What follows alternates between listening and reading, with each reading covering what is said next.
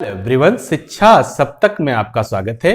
Chemistry में आज हम लोग बात करने वाले हैं पीरियोडिक क्लासिफिकेशन ऑफ एलिमेंट्स की। पीरियोडिक क्लासिफिकेशन ऑफ एलिमेंट्स के प्रीवियस वीडियो में हम लोगों ने सीखा कि प्रकृति में 118 तत्व लगभग ज्ञात है। इस समय उन 118 तत्वों को एक एक करके उनके गुण धर्मों को याद रखना बड़ा मुश्किल का काम है। फिर क्या किया गया, समान गुण धर्म वाले जो तत्व थे उनको एक साथ रखा गया, उनकी एक टेबल बनाई गई। इस टेबल को कहा गया पीरियोडिक टेबल, आवर्त सारणी कहा गया। और आवर्त सारणी का जो डेवलपमेंट रहा उसके पीछे का इतिहास रहा। हम लोगों ने कहा कि हमारे जो आदि पूर्वज थे वो आदि पूर्वजों को भी पदार्थ को उनके गुण धर्म के आधार पर पहचानते थे। तो पदार्थ को उनके गुण धर्म के आधार पर पहचानते थे। उन्होंने जो सब्सटेंस थे, पदार्थ थे, उनका 5 डिवीजन किया था, 5 तरह से डिवीजन किया था: क्षिति, जल, पावक, गगन, समीर। इस डिवीजन के बाद जो आगे डिवीजन आया, जब एलिमेंट्स खोजे जा चुके, एलिमेंट्स, कंपाउंड और मिक्सचर जब डेवलप हो चुके, जब उनकी खोज हो चुकी, तो एलिमेंट का जो डिवीजन हुआ वो मेटल एंड नॉन मेटल में हुआ। हम लोगों ने कहा भाई मेटल एंड नॉन मेटल का डिवीजन जब हुआ तो ये अनबैलेंस्ड डिवीजन था, क्योंकि मेटल की संख्या काफी कम थी और नॉन मेटल बहुत ज्यादा थे। फिर डोवे राइनर साहब आए। डोवे राइनर साहब ने क्या किया कि एटॉमिक वेट के आधार पर, एटॉमिक मास के आधार पर बढ़ते क्रम में रखा। तो पहली बार डोवे राइनर ने यह चीज प्रयोग में लाई कि जो भी तत्व हम लोग अरेंज कर रहे हैं उन्हें एटॉमिक मास के बढ़ते क्रम में अरेंज किया जाए। तो इन्होंने एक ग्रुपिंग बनाई 3-3 तत्वों की, लेकिन केवल 3 ही ग्रुप ये बना सके और डोवे राइनर का ट्रिक बहुत देर तक सफल नहीं रहा, असफल हो गया। फिर आए न्यूलैंड साहब। न्यूलैंड साहब ने क्या किया कि अब 2 चीजें उन्होंने बताई न्यूलैंड ने। एक तो एटॉमिक मास के बढ़ते क्रम में अरेंज किया तत्वों को, दूसरी बार इन्होंने आवर्त की बात की। पहली बार इन्होंने पीरियोडिसिटी की बात की। पीरियोडिसिटी में इन्होंने कहा कि हर 8वां तत्व पहले तत्व से गुणधर्म में समानता प्रदर्शित करता है। मतलब रिपीटेशन है उनकी प्रॉपर्टीज में। हर 8वां तत्व अपने से पहले तत्व से गुणधर्म में समानता प्रदर्शित करता है। तो बहुत बड़ी बात कही थी न्यूलैंड साहब ने। उन्होंने पीरियोडिसिटी की बात जो की। फिर आए मेंडलीव जी। मेंडलीव जी के समय में जो बात थी, मेंडलीव के समय में, तो मेंडलीव ने क्या किया कि इन्हें क्षैतिज पंक्तियों और ऊर्ध्वाधर कॉलमों और ऊर्ध्वाधर स्तंभों में विभाजित किया। अब जो ऊर्ध्वाधर स्तंभ थे उनको इन्होंने वर्ग कहा, जो क्षैतिज पंक्तियां थी उन्हें इन्होंने आवर्त कहा। तो 7 क्षैतिज पंक्तियां और 8 ऊर्ध्वाधर स्तंभ इन्होंने बनाए और उनमें इन्होंने उस समय के ज्ञात जो 63 एलिमेंट्स थे उन 63 एलिमेंट्स का इन्होंने डिवीजन किया। और यहां पर जो मेंडलीव साहब की बात थी, तो मेंडलीव साहब ने यह कहा था कि जो एलिमेंट्स हम रख रहे हैं उन्हें एटॉमिक मास के बढ़ते क्रम में रखेंगे, लेकिन मेन बेसिक्स जो होगी उनके टेबल की, मेन बेसिक्स जो थी मेंडलीव के टेबल की, मेंडलीव साहब जो थे मेंडलीव के पीरियोडिक टेबल की, इनकी आवर्त सारणी की पीरियोडिक टेबल की मेन बेसिक जो थी, मेन बेसिक थी वो थी प्रॉपर्टीज। ठीक है, प्रॉपर्टीज, एलिमेंट्स की जो प्रॉपर्टी थी वो मेन बेसिक्स थी। इन्होंने एलिमेंट्स को इन्होंने रखा तो एटॉमिक मास के बढ़ते क्रम में रखा, तत्वों को एटॉमिक मास के बढ़ते क्रम में रखा, लेकिन जो इनकी मेन बेसिक्स थी वो थी इनकी प्रॉपर्टीज के अकॉर्डिंग। सेम प्रॉपर्टी के तत्वों को एक साथ इन्होंने रखने की कोशिश की। अब प्रॉपर्टी इन्होंने निकाली कैसे?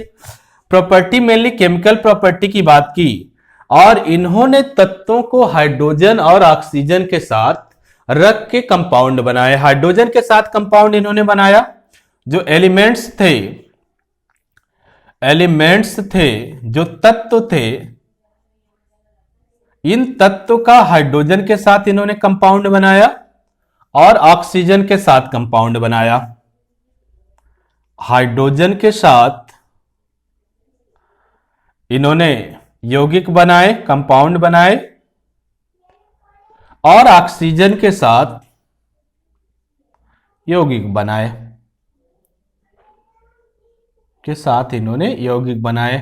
और इन यौगिकों के गुण धर्म को का अध्ययन किया। अब इनके जो गुण थे, इनकी जो प्रॉपर्टीज थी, उस प्रॉपर्टीज का इन्होंने अध्ययन किया। इनकी जो प्रॉपर्टीज थी, गुण धर्म थे, उन गुण धर्म का इन्होंने अध्ययन किया। अब गुण धर्म का अध्ययन कर लिया जब तत्व के, तो उनको इन्होंने 63 कार्ड लिए और 63 कार्ड पर एक एक तत्व के कंपाउंड के जो गुणधर्म आए थे, हाइड्रोजन और ऑक्सीजन के कंपाउंड जो बने थे, इसके हिसाब से हर तत्व का गुणधर्म एक अलग अलग कार्ड पर इन्होंने लिखा। 63 कार्ड इन्होंने लिए। अब सबके गुणधर्म एक साथ लिखे इन्होंने, सबके अलग अलग लिखे 63 कार्ड पर। अब समान गुणधर्म के जो कार्ड थे उनको एक साथ दीवार पर अरेंज कर दिया गया। तो सेम गुणधर्म वाले तत्व एक साथ अरेंज कर दिए गए दीवार पर। तो इस तरह से एक टेबल जनरेट हुई, एक सारणी जनरेट हुई, जिससे कहा गया आवर्त सारणी। और ये आवर्त सारणी मेंडलीफ ने डेवलप की थी, इसलिए इसे कहा गया मेंडलीफ की आवर्त सारणी। तो मेंडलीफ ने अपनी आवर्त सारणी में 3 बातों का ध्यान दिया था। पहली बात तो ये था कि ये एटॉमिक मास के बढ़ते क्रम में तो इसको रख रहे थे, लेकिन उस पे एकदम रिजिड नहीं थे कि हम एटॉमिक मास के बढ़ते क्रम में ही रखेंगे। कहीं कहीं ये एटॉमिक मास के इस क्रम को इन्होंने चेंज किया है। क्यों? क्योंकि सेम प्रॉपर्टी के जो एलिमेंट्स थे उनको एक साथ रखना चाहते थे। अब प्रॉपर्टी किसके अकॉर्डिंग इन्होंने अरेंज की थी? अब जो भी एलिमेंट रहता था उस एलिमेंट का ये हाइड्रोजन के साथ यौगिक बनाते थे, ऑक्सीजन के साथ यौगिक बनाते थे, फिर उनके गुणधर्म का अध्ययन करते थे। हम लोगों ने टेबल देखी थी ये, ठीक है। उस टेबल को आपकी किताब में, वो पुरानी टेबल भी मेंडलीव की है, वो टेबल आप हाइड्रोजन और ऑक्सीजन से कंपाउंड के बेसिक्स पे उन्होंने बनाई थी। अब मेंडलीव की जो ये आवर्त सारणी थी, इसकी उपयोगिता थी, ये उपयोगी कैसे हुई, इसकी मेंडलीव की जो पीरियोडिक टेबल थी इसकी उपयोगिता की बात कर ले रहे हैं। मेंडलीव की जो पीरियोडिक टेबल है, पीरियोडिक टेबल है, इनके पीरियोडिक टेबल की उपयोगिता की बात करते हैं। उपयोगिता की बात करते हैं।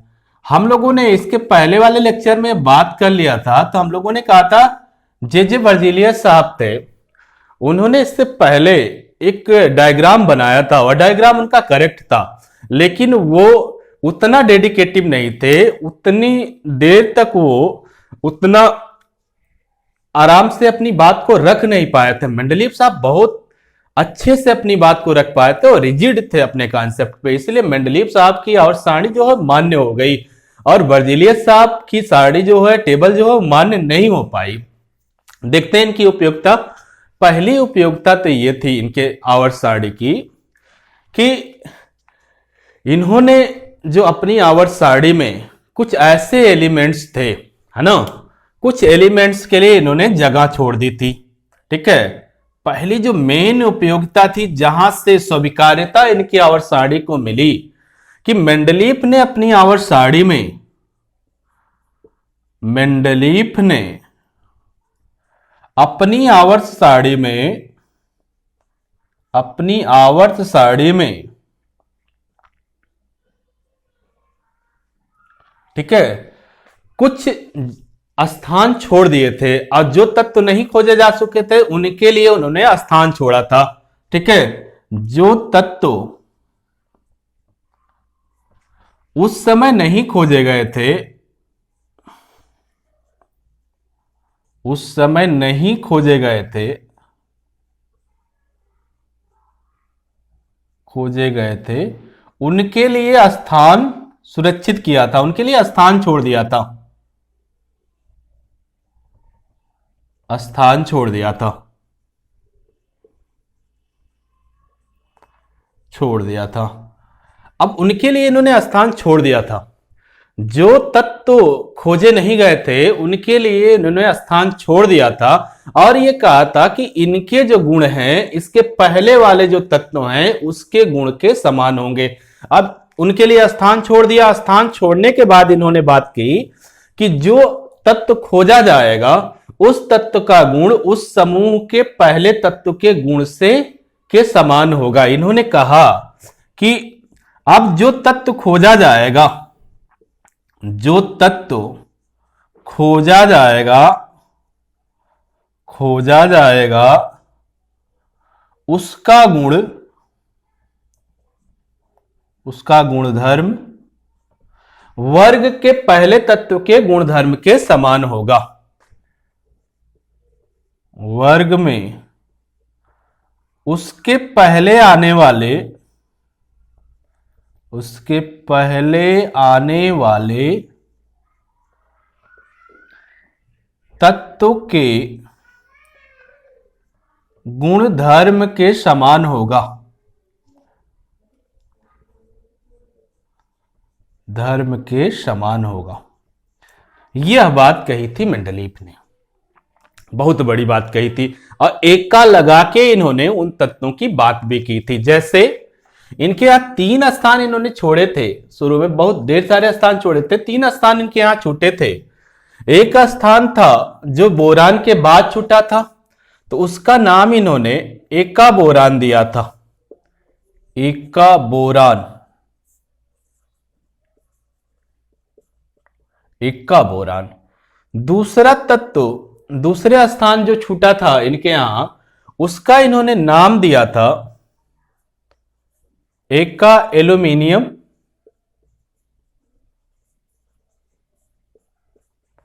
एल्यूमिनियम। एक तीसरा तत्व जिसके लिए स्थान इन्होंने छोड़ा था, उसके पहले तत्व था आपका सिलिकॉन, तो इसका नाम इन्होंने दिया था एका सिलिकॉन। सिलिकॉन। और इन्होंने यह कहा था कि ये तत्व जब खोजे जाएंगे तो इनके गुण बोरान के गुण के, एका बोरान का मतलब बोरान के गुण से समानता प्रदर्शित करेगा, एका एल्युमिनियम का मतलब एल्युमिनियम के गुण से समानता प्रदर्शित करेगा, और एका सिलिकॉन का मतलब सिलिकॉन के गुण से समानता प्रदर्शित करेगा।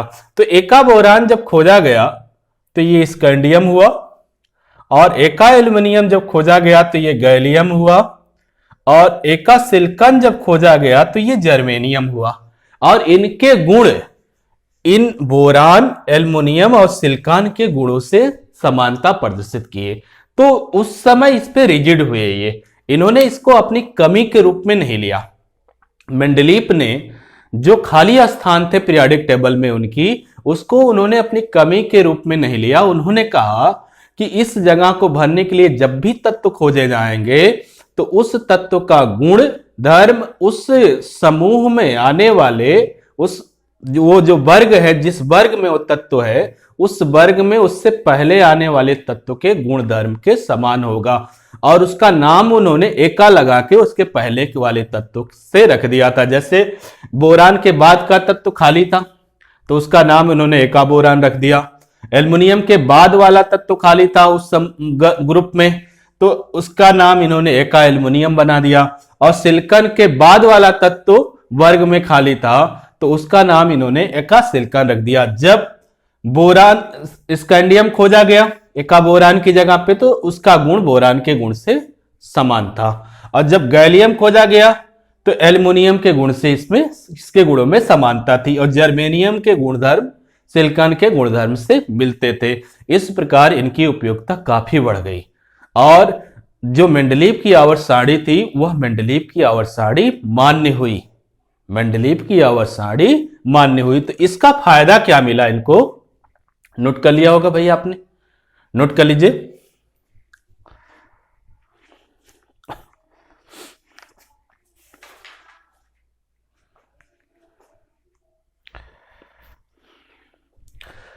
अब इसका फायदा इनको यह मिला कि इनकी सारणी जो है, इनकी सारणी की विश्वसनीयता बढ़ गई। ठीक है, जब बाद में जो तत्व खोजे जाने लगे उन तत्व के गुणधर्म इनके बताए तत्वों के गुणधर्म के जब समान होने लगे तो सारणी की विश्वसनीयता बढ़ गई। तो आवर्त उसका निष्कर्ष क्या निकला कि आवर्त सारणी की विश्वसनीयता बढ़ गई। पीरियोडिक टेबल जो थी, आवर्त सारणी जो थी, इसकी विश्वसनीयता बढ़ गई भाई, विश्वसनीयता बढ़ गई और मान्य हुई। पीरियोडिक टेबल मान्य हुई। फिर पीरियोडिक टेबल क्या हो गई, मान्य हो गई। ये पीरियोडिक टेबल मान्य हुई, इनके सिद्धांत मान्य हुए, उस समय इनके सिद्धांत मान्य हुए। दूसरी बात देखिए, जो उपयोगिता में मेंडलीव साहब जहां रिजिड थे, दूसरी बात कि एटॉमिक मास के बढ़ते क्रम में ये रख रहे थे, लेकिन इन्होंने मेन बेस रखा था प्रॉपर्टीज को। एटॉमिक मास का बढ़ता क्रम इनके पीरियोडिक टेबल का मेन बेस नहीं था, मेन बेस था तत्वों के गुणधर्म। तो इनके पीरियोडिक टेबल का जो मेन बेस था, पीरियोडिक टेबल का जो मेन बेस था, मेन आधार था, वो तत्वों के गुणधर्म थे, ना कि एटॉमिक मास का बढ़ता क्रम था। वो तत्वों के गुणधर्म थे, तत्वों के गुणधर्म थे, प्रॉपर्टीज थी, एलिमेंट्स की प्रॉपर्टीज थी। मेन आधार इनके एलिमेंट्स का ना, इनके पीरियोडिक टेबल का मेन आधार तत्वों के गुणधर्म थे। अब इसके लिए देखिए, ये इन्होंने कोबाल्ट और निकेल, कोबाल्ट और निकेल, ठीक है, इसकी बात इन्होंने की थी। अब कोबाल्ट और निकेल की जब इन्होंने बात की थी, तो कोबाल्ट का जो एटॉमिक मास था, कोबाल्ट का जो एटॉमिक मास था वो निकेल के एटॉमिक मास से ज्यादा था, लेकिन इन्होंने इसको पहले रखा। क्यों? क्योंकि ये पहले वाले ग्रुप से गुणों में समानता प्रदर्शित करता था और निकेल बाद वाले ग्रुप से गुणों में समानता प्रदर्शित करता था। तो इन्होंने यहां क्रम ध्यान में नहीं रखा कि इसका एटॉमिक मास ज्यादा है तो बाद में रख दे, इसका एटॉमिक मास कम है तो पहले रख दे। इन्होंने प्रॉपर्टीज को मेन बेस के रूप में इस्तेमाल किया, ठीक है। अब देखें, इनका जो एटॉमिक मास था ये 58.9 और जो निकेल का एटॉमिक मास था वो 58.7, सॉरी 58.7। तो यहां पर इन्होंने, मेंडलीव ने समझौता नहीं किया, मेंडलीव रिजिड थे, जो भी कॉन्सेप्ट दिया था उस कॉन्सेप्ट पे वो डटे रहे, इसीलिए इनकी सारणी को उस समय मान्यता मिल गई, है ना। और ये कहा गया कि भाई ये जो कह रहे हैं उसमें कुछ सच्चाई है, चीजें सही हैं। तो यहां पर ये इन्होंने इसको बदला नहीं, इन्होंने गुण के आधार पर जो कम परमाणु भार वाले तत्व थे उनको बाद में रखा और अधिक परमाणु भार वाले तत्व को पहले रखा, ठीक है। एक तो ये थी, हटाए भाई इसको।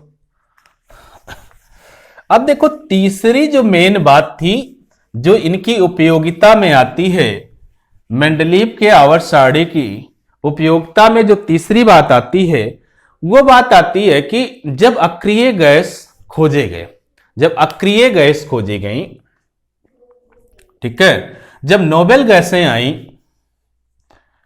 नोबेल गैसें जब खोजी गई, अक्रिय गैसें, अक्रिय गैसें जब खोजी गई, तो इनके पीरियोडिक टेबल पे बिना छेड़छाड़ किए इन्हें अलग से स्थान दे दिया गया, सुलभ हुआ।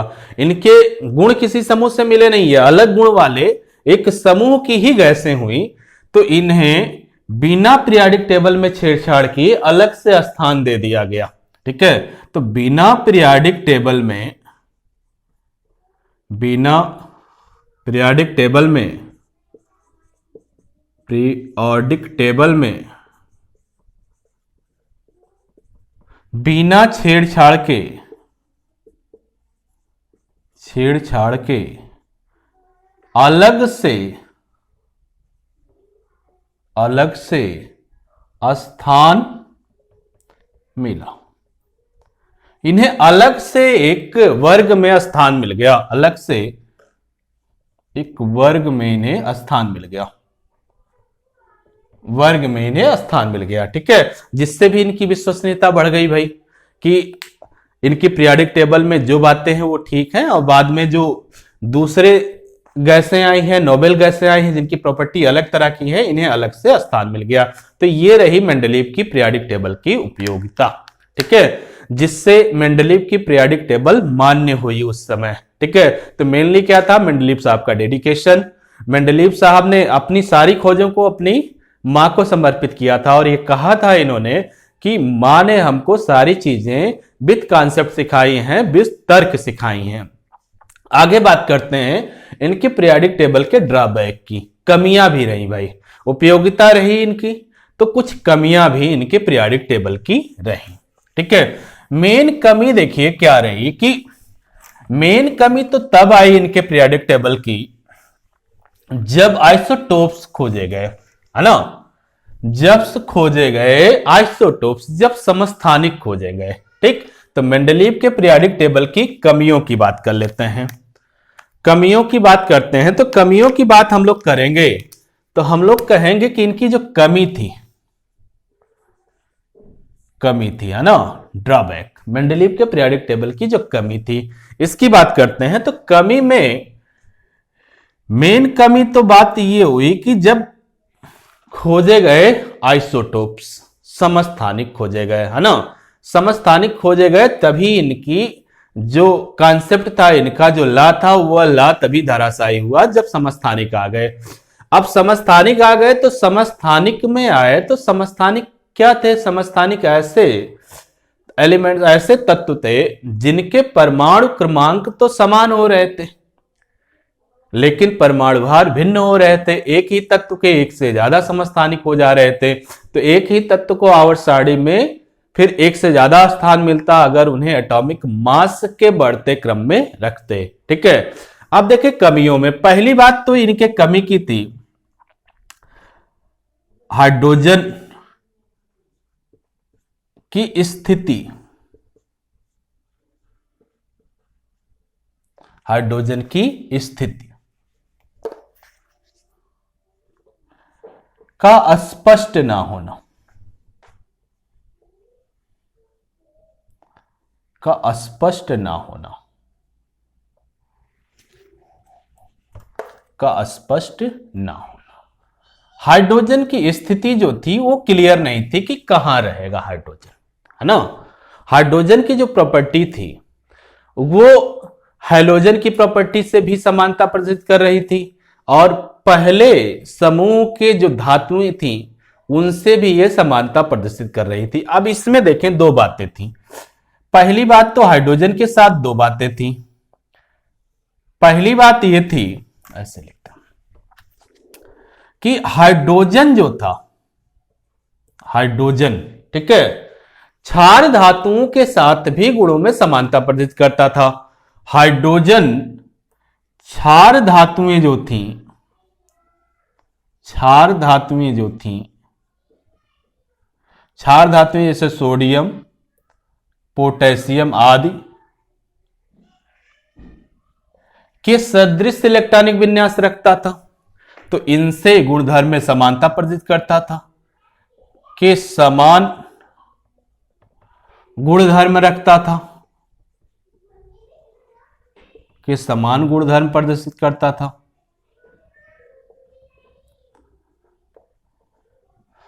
अब इसके समान गुणधर्म जो प्रदर्शित करता था उसके लिए इन्होंने कहा कि भाई जिस तरह से क्षार धातुएं हैलोजन के साथ बनाती हैं कंपाउंड, उसी तरह हाइड्रोजन भी हैलोजन के साथ कंपाउंड बना लेता है।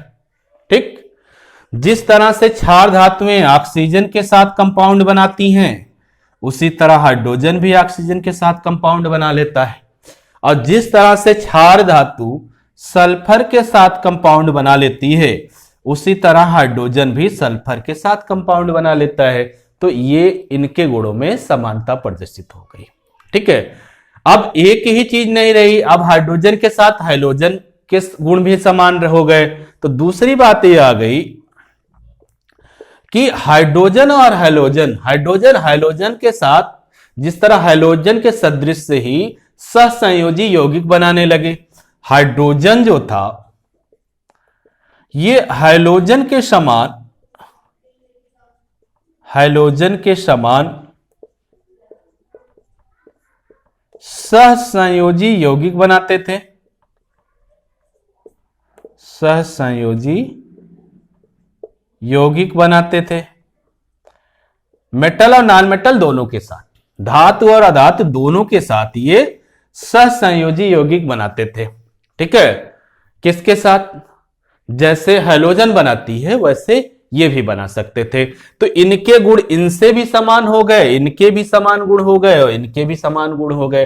तो मेंडलीव इस बात को डिसाइड नहीं कर सके कि इन्हें क्षार धातुओं के ग्रुप में रखा जाए कि इन्हें हैलोजन के ग्रुप में रखा जाए।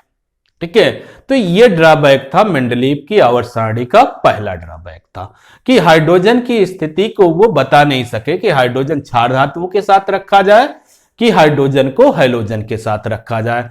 दूसरा ड्रॉबैक जो था वो समस्थानिकों का स्थान था। दूसरे ड्रॉबैक में दूसरी कमी के रूप में आता है कि समस्थानिकों का स्थान जो था वो निश्चित नहीं था। दूसरा था समस्थानिकों का स्थान निश्चित नहीं था। समस्थानिक जो थे, समस्थानिक जब खोजे गए तो समस्थानिक मतलब आइसोटोप्स जब खोजे गए तो इनका स्थान निश्चित नहीं हुआ, का स्थान जो था वो निश्चित नहीं था। इनके बारे में कुछ बात वहां नहीं की गई थी। ठीक है, ये निश्चित नहीं था। ये कहानी गड़बड़ हो गई। जैसे क्लोरीन है, नियान है, कार्बन है, सबके अपने समस्थानिक है। हाइड्रोजन है, सबके अपने समस्थानिक। हाइड्रोजन तो हाइड्रोजन के 3 समस्थानिक है भाई, 1H1, 1H2 और 1H3। देखो एटॉमिक मास 1, 2 और 3, तो एक ही एलिमेंट को 3 जगह स्थान मिलना होगा फिर, अगर उसे एटॉमिक मास के बढ़ते क्रम में रख दोगे। क्लोरीन का 2 है, क्लोरीन 35 और क्लोरीन 37, 17 एटॉमिक नंबर दोनों का है। ठीक है, अब देखें अगर एटॉमिक मास के क्रम में रखोगे बढ़ते क्रम में तो क्लोरीन को 2 जगह स्थान मिलना चाहिए। ठीक है, पीरियोडिक टेबल में, तो ऐसा नहीं होगा, इस बारे में बात नहीं। नियान की बात मान लीजिए उस समय नहीं थी मेंडलीव के समय में, तो नियान की बात नहीं कर रहा हूं अभी। ठीक है, कार्बन की बात कर ले रहा हूं। कार्बन 12 और कार्बन 14, दोनों के एटॉमिक नंबर है 6। तो यहां कार्बन को भी 2 जगह स्थान मिलना चाहिए था, 12 एटॉमिक मास के लिए और 14 एटॉमिक मास के लिए। तो यह भी बात नहीं हो पाई मेंडलीव के पीरियोडिक टेबल में। तो एक कमी यह आती है कि समस्थानिकों के स्थान को लेके। तीसरी कमी जो आती है मेंडलीव के पीरियोडिक टेबल की, वो तीसरी कमी होती है कि जो एटॉमिक मास थे वो एटॉमिक मास का कोई क्रम नहीं था। एटॉमिक मास जो थे, एटॉमिक मास का कोई निश्चित क्रम नहीं था।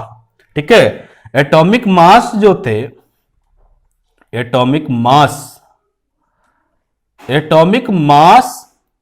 का निश्चित क्रम से नहीं बढ़ रहे थे, किसी निश्चित क्रम नहीं था, मतलब इनके एटॉमिक मास का जो बढ़ने का निश्चित क्रम नहीं था, इनके बढ़ने का निश्चित क्रम नहीं था।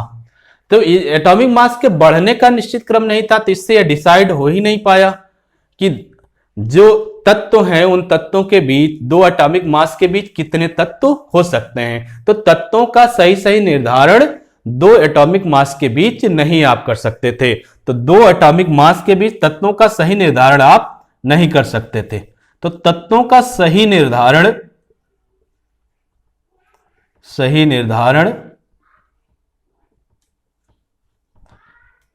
नहीं हो सका, नहीं कर सकते थे आप। तो 2 एटॉमिक मास के बीच कितने तत्व आएंगे इसका सही निर्धारण आप नहीं कर सकते थे। ठीक है, तो ये थी भाई मेंडलीव के पीरियोडिक टेबल का ड्रॉबैक। मेंडलीव का पीरियोडिक टेबल इन चीजों पर फेल हो गया। ठीक है, लेकिन बहुत सी चीजें उन्होंने बता दी, तो उनकी उपयोगिता थी, उनकी मान्यता हो गई मेंडलीव की। मेंडलीव के बाद आई आधुनिक पीरियोडिक टेबल। आधुनिक पीरियोडिक टेबल आई और जिसे दिया मोजले साहब ने 1913 में। अब मोजले साहब ने नई पीरियाडिक टेबल दी, मॉडर्न पीरियाडिक टेबल दी। अब मॉडर्न पीरियाडिक टेबल मोजले ने दी। अब मोजले ने दी मॉडर्न पीरियाडिक टेबल कब दी भाई? 1913 ईस्वी में। तो आधुनिक आवर्त सारणी आई। आधुनिक आवर्त सारणी आई। आधुनिक आवर्त सारणी। मॉडर्न पीरियाडिक टेबल की बात हुई। मॉडर्न पीरियाडिक टेबल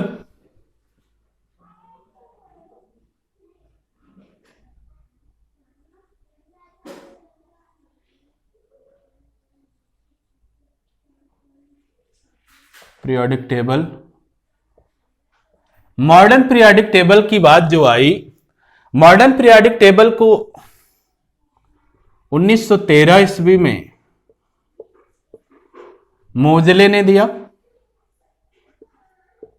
मोजले नामक वैज्ञानिक थे जिन्होंने मॉडर्न पीरियोडिक टेबल को बताया 1913 ईस्वी में।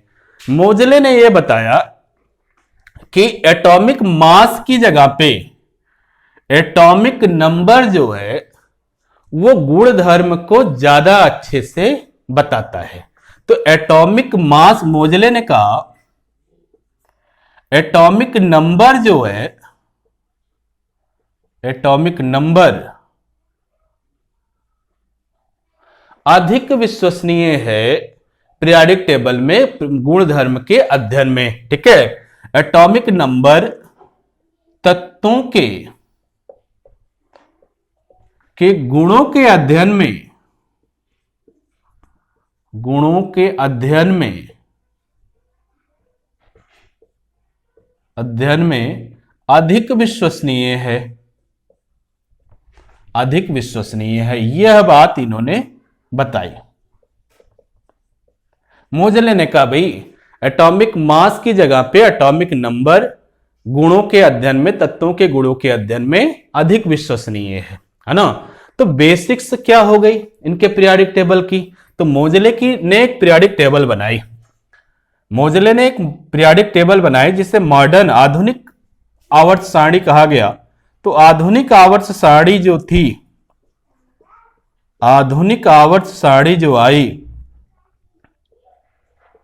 आधुनिक आवर्त सारणी आई, और ये जो आधुनिक आवर्त सारणी मोजले द्वारा निर्मित हुई, इसका मेन बेस क्या हुआ, मेन आधार क्या हुआ? परमाणु क्रमांक। इसका मेन आधार हुआ, मेन आधार हुआ एटॉमिक नंबर,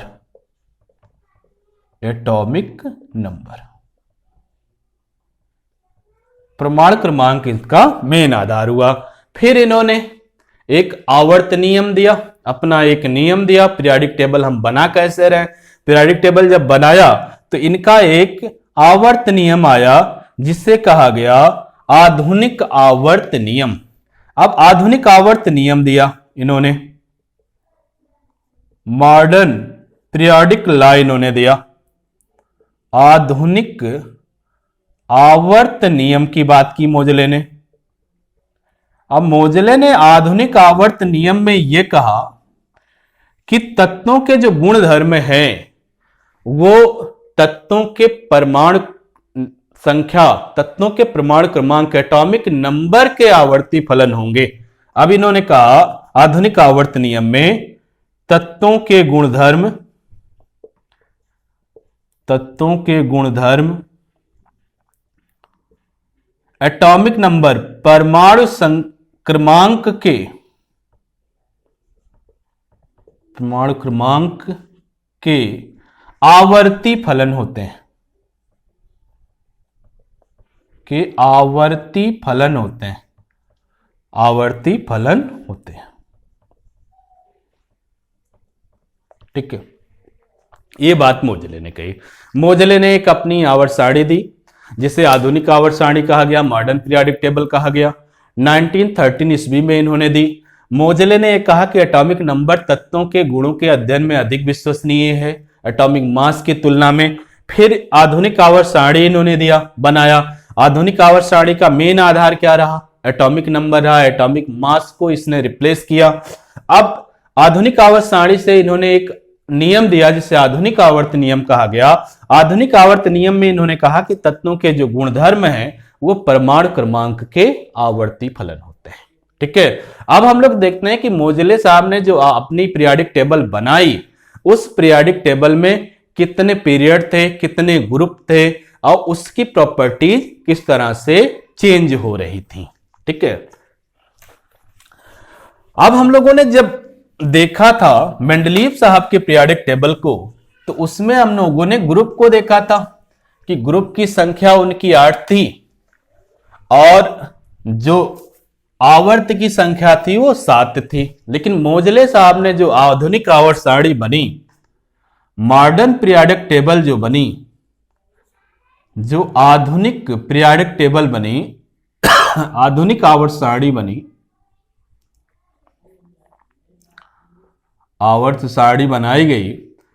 इस आधुनिक आवर्त सारणी में ग्रुप थे और पीरियड थे। ठीक है, इसमें आवर्त थे,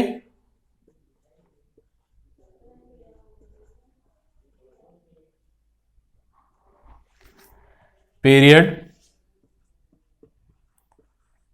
और वर्ग थे, ग्रुप। इनकी संख्या, पीरियड की संख्या जो थी वो 7 थी और जो वर्ग थी इनकी संख्या थी 18 वर्ग हैं भाई, 18 वर्ग है ना। तो वर्ग क्या होता है, इसकी बात हम लोगों ने मेंडलीव की आवर्त सारणी में किया था कि जो वर्ग होता है वो ऊर्ध्वाधर समूह होता है और जो पीरियड होता है, आवर्त होता है, वो क्षैतिज होता है। ठीक है, अब आवर्त की संख्या कितनी हो गई, 7, और वर्ग की संख्या कितनी हो गई, 18 हो गई। ठीक है, अब आगे बात करते हैं इनकी। अब ये जो आवर्त सारणी इन्होंने बनाया, ठीक है, आधुनिक आवर्त सारणी, इसमें आवर्त की संख्या कितनी हो गई, 7, और वर्ग की संख्या कितनी हो गई, 18। अब हम लोग एक एक की बात कर लेते हैं तो कहानी ज्यादा समझ में आती है। पहले हम लोग इसके पीरियड की बात करते हैं कि आवर्त को इन्होंने किस तरह से डिसाइड किया। जो इनका आवर्त था, आवर्त पीरियड, आवर्त के नंबर कितने थे, टोटल कितने थे, 7। इनकी संख्या कितनी थी, 7। ठीक है, अब जो पहला आवर्त था, फर्स्ट आवर्त, जो पहला आवर्त था इनका, फर्स्ट आवर्त, पहला आवर्त है ना, फिर दूसरा आवर्त, फिर तीसरा आवर्त, फिर चौथा आवर्त, फिर पांचवा आवर्त, फिर छठा आवर्त, फिर सातवां आवर्त ना। दिख रहा है ना भाई सबको। तो ये 7 आवर्त हुए इनके। पहला जो आवर्त था इनका, आवर्त पीरियड फर्स्ट, पहले आवर्त में जो तत्व की संख्या थी, एलिमेंट की संख्या जो थी, पहले आवर्त में तत्वों की संख्या इनकी 2 थी, दूसरे आवर्त में तत्वों की संख्या 8, पहले में 2, दूसरे में 8, तीसरे में भी 8, चौथे में 18, पांचवें में भी 18, छठे में 32 और सातवें में 32। सातवां अपूर्ण आवर्त है, अभी सारे तत्व नहीं हो पाए हैं। ठीक है, तो ये तत्वों की संख्या हो गई। 7 आवर्त, 7 आवर्त में ये तत्वों की संख्या हो गई। पहले आवर्त में तत्व की संख्या हो गई 2, दूसरे में 8, तीसरे में 8, चौथे में 18, पांचवें में 18, छठे में 32, सातवें में 32। सातवें आवर्त को अपूर्ण आवर्त भी कहा जाता है क्योंकि अभी भी पूरी संख्या नहीं है। जो पहला आवर्त है इनका, इसे कहा गया लघु आवर्त, अति लघु, इसे कहा गया अति लघु, अति लघु आवर्त। जो दूसरे और तीसरे आवर्त हैं इनके, दूसरे और तीसरे आवर्त हैं, इनको कहा गया लघु आवर्त। और जो इनके चौथे और पांचवें आवर्त हैं, इन्हें कहा गया दीर्घ आवर्त। और जो इनके छठे और सातवें आवर्त हैं इन्हें कहा गया अति दीर्घ आवर्त। तो आवर्त इनके तत्वों की संख्या के आधार पे 4 कैटेगरी में डिवाइड हुए, लघु, अति लघु, लघु, दीर्घ और अति दीर्घ। तो पहला आवर्त जिसमें तत्व संख्या 2 है उसे कहा गया अति लघु आवर्त, दूसरा और तीसरा आवर्त लघु हो गया, चौथा पांचवां दीर्घ हो गया, छठा सातवां अति दीर्घ हो गया। अब देखें जो हम लोगों ने तत्व पढ़े हैं, तो तत्व जो है वो तत्व 3 तरह के, एलिमेंट्स 3 तरह के होते हैं। एलिमेंट्स जो हैं वो 3 तरह के होंगे। जनरल एलिमेंट्स सामान्य तत्व, संक्रमणीय तत्व ट्रांजिशन एलिमेंट, और अंतः संक्रमणीय तत्व। अंतः संक्रमणीय तत्व, तो तत्व 3 तरह के हो गए भाई, सामान्य, ट्रांजिशन संक्रमणीय और अंतः संक्रमणीय, मतलब रेडियो एक्टिव। ठीक है। अब देखें जब हम लोगों ने एसपीडीएफ 9th में पढ़ा रहा होगा तो यस और पी,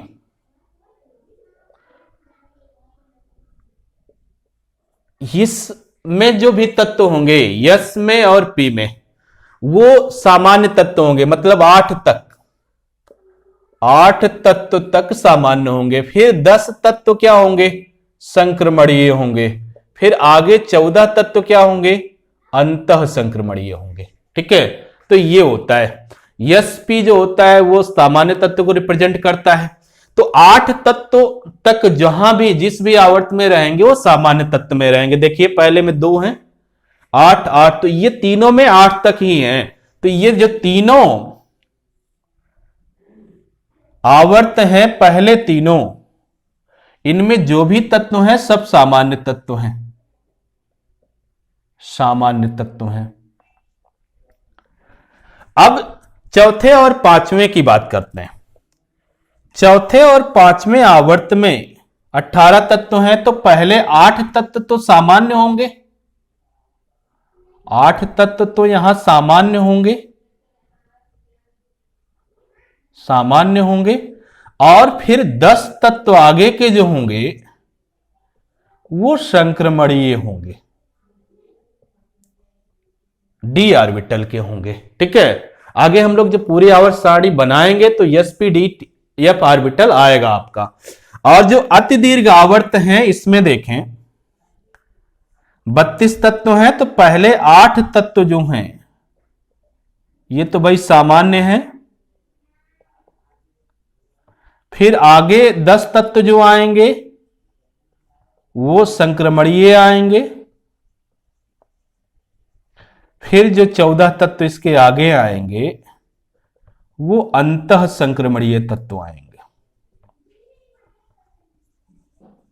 अंतः संक्रमणीय तत्व आएंगे। तो ये बात रही आवर्त की जनरल बात रही। ठीक है।